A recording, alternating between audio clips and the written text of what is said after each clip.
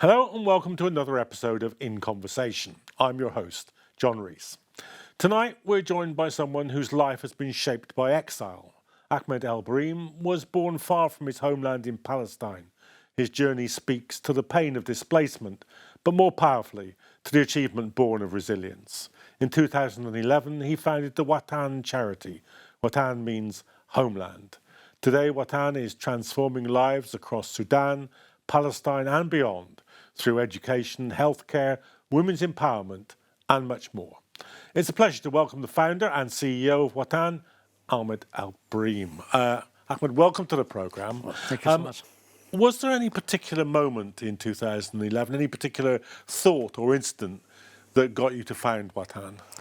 Yes, we started Watan in 2011 in Gaza. It was a small office, but we got the trust of the donors. We worked with a lot of donors from Singapore, from UK, from Australia, and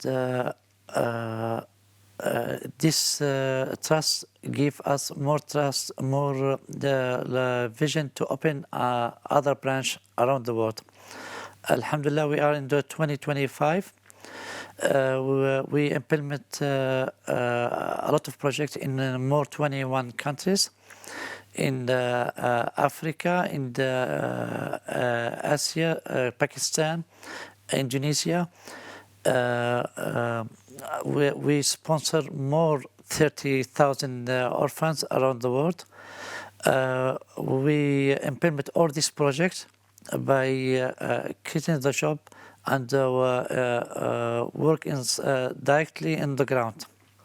So obviously there are a huge number of challenges involved in founding a charity like this. What were some of the biggest problems that you faced?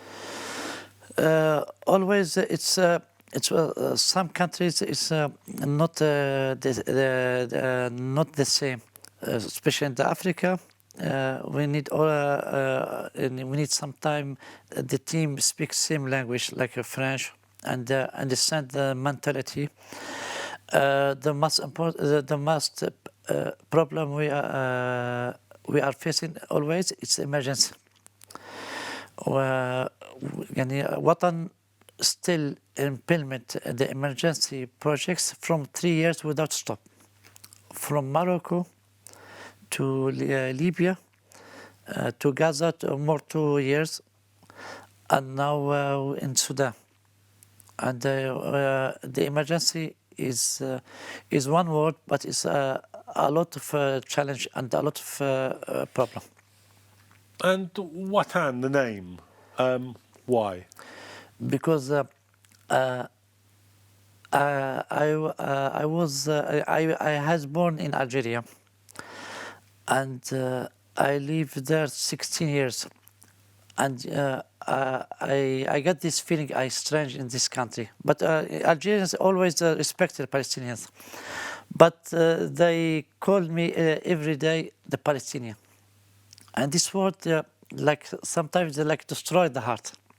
For that I called the charity Watan, because Watan is like the home, and this for me what I miss. And not only miss, I miss. If we can check the people who live in Europe, in America, in Canada, in Australia, we talk maybe 30 or 40%, if I'm not sure, miss the home. So that's interesting that even when you returned to Gaza, you felt that you were in some way still dislocated? Yeah, because around 1 million person live in Gaza, but the other live from in Algeria, in Tunis, in Europe, and the mentality is different. And who will live in Gaza, they believe this land is our. It's not for you. It's our land, not for you. What you did to come back to this land, and this big problem. and the distance between the two people. In terms of what you provide, about how you go about meeting those kind of needs, if you were to describe what the experience is of somebody receiving aid from Watan, what arrives? How does it happen? When you work directly with the people, and for example, the orphan, all the charities sent the payment in this sponsorship for the orphans, but with Watan, no, the orphan not need only the money. He lost the father before the money. He need the hug before the income, and he need the care before the money. He need the education, not need only just the food pack or something or new clothes. Maybe you cannot be the father, but you can try to do that. Maybe you can send this orphan for some schools or some courses, or maybe something for the game or something.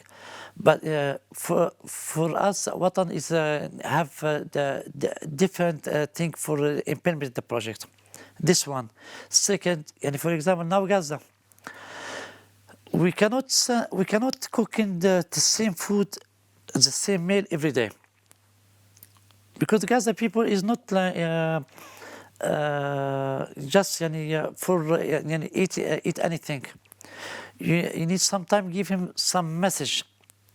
You not live alone. If you give him today, for example, rice with biryani, tomorrow maybe mahshi, third day macarona, he will get some moment for happiness. It's very simple, but this give him some the hope for life. This one. Another thing, when you create the job for in the countries, you will give all the people who work with Watan the hope about the future, and he can develop what he learned for the education by experience, by maybe implement all this experience in the work. Maybe he want to continue the education, not just want to leave the country and go to another country. And women's empowerment, work with women, that's an important part of the charity's work as well? Of course. So tell me about that. About the cooking the meal, we need the advice from the women. About the take care about the child, we need advice from the women. We have 3 influences inside Gaza from the women. A lot of problem and in emergency the women face. For example, in the Gaza 2 years, there is no hygiene pack for the women. 2 years. We just got it before 3 months. This is the bag, and if we cannot support the women, we cannot continue our tour. And if the women, the advice from the women is so important, and the support from women is so important. I think Gaza, particularly over the last 2 years, obviously a uniquely, phenomenally difficult environment. How have you managed in those circumstances? It was not easy, especially in the first 3 months. First 100 days, it was really crazy. But when the members of the team increased day by day, and we start the beginning 3 members, and now we have 165. This give the trust and give more the power for our work and manage the time. and 3 person. Now we have 3 teams in the north, in the central, and in the south. And each one have manager, have manager. When you have the time for the three team, you can manage the time, you can manage the work for the project. So, since the ceasefire, have things got easier? Many people say it's not really a ceasefire. We are now the winter, and we have 2 million person, and we try to do our best to provide the tent and the blanket and the heavy clothes for the children. And this is like big challenge for Watan these days, because I don't know, 2 million person live under cold weather and the raining. I think will affect a lot the health. Well, how do you see the next 5, 10, 15 years? What's the sort of development plan for Watan? How many offices will open? It's good for Watan. How much person get the job with Watan? It's our goal.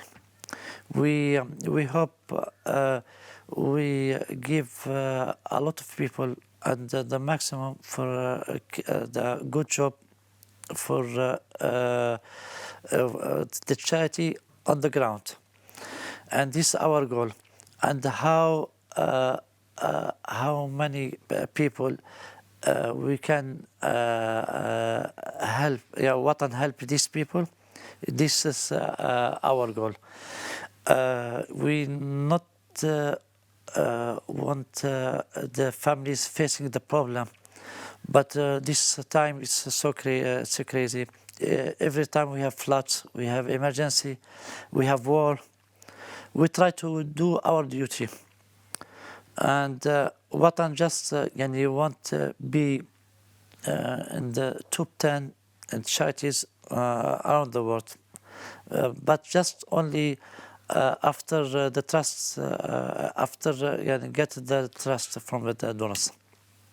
Thank you very much. Well, as you've heard tonight, Watan isn't just a charity, it's a movement to restore lives, protect rights, and reimagine what's possible for those in the world that they're often forgotten.